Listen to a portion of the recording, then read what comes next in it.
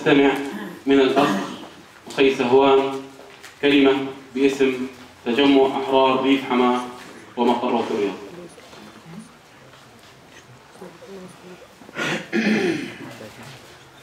بسم الله الرحمن الرحيم.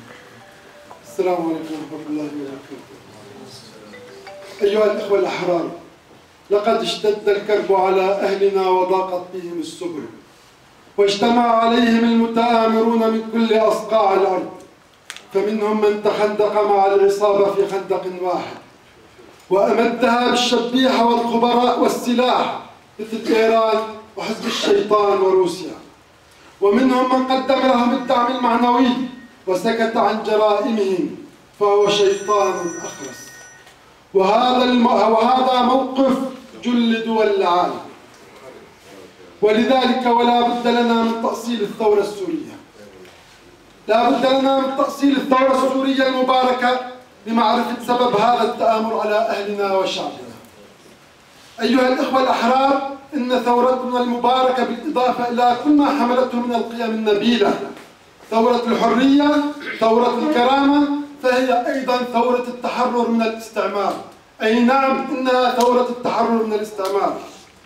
نعم يا أخوتي، فإن عصابة الأسد حولت سوريا إلى مستعمرة إيرانية يصول ويجول بها أصحاب العمائم السوداء، ينشرون أفكارهم الخبيثة ويبثون سمومهم باسم الدين، والدين منهم براء، بينما أهل الأرض وحماتها على مر السنين مستعبدون مستبعدون.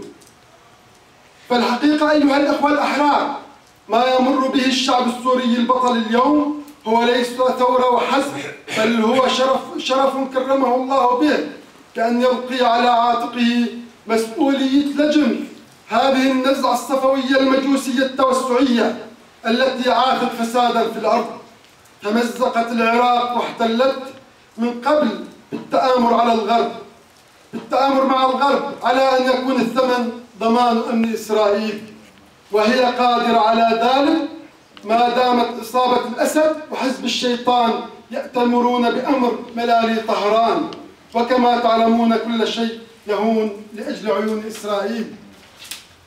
في حين لم يقبل الشعب السوري الحر الثائر تقديم أي تنازل على حساب مصلحة أرضه ووطنه.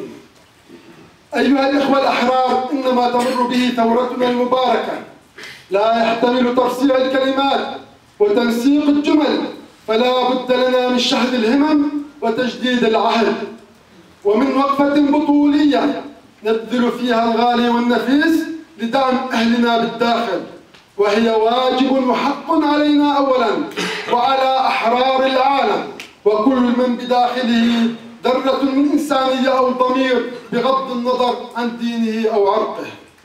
أهلنا الذين شتتهم الاستعمار المجوسي الأسدي فهم ما بين لاجئ بالمخيمات التي لا تملك أدنى مقومات الحياة، وهذا ما رأيته بأم عيني، وما بين قابع تحت القصف في بيته لا يعرف بأي لحظة تطاله قذائف وصواريخ الغدر الأسدي فتحوله أشلاء ممزقة، كما رأيتم جميعكم أخيرا في مجزرة حلفايا في حماة وغيرها الكثير من المجازر على امتداد التراب السوري.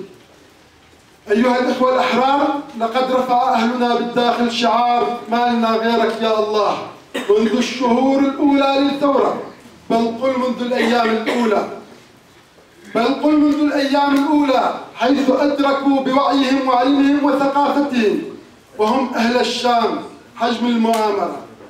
وأخشى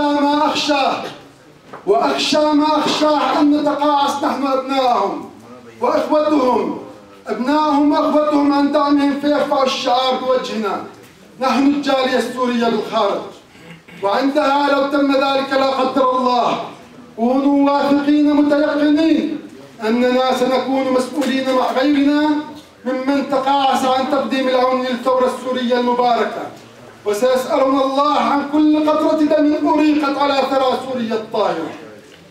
فهيا بنا أيها الإخوة الأحرار، إذا ما قال أهلنا ما إلنا غيرك يا الله نرد الجواب يدا بيد صفا مرصوصا، لبيكم أهلنا لبيكم أهلنا، لبيكم أهلنا، أرواحنا فداءكم، أولادنا فداءكم، كل ما ملكنا فداءكم، والسلام عليكم ورحمة الله.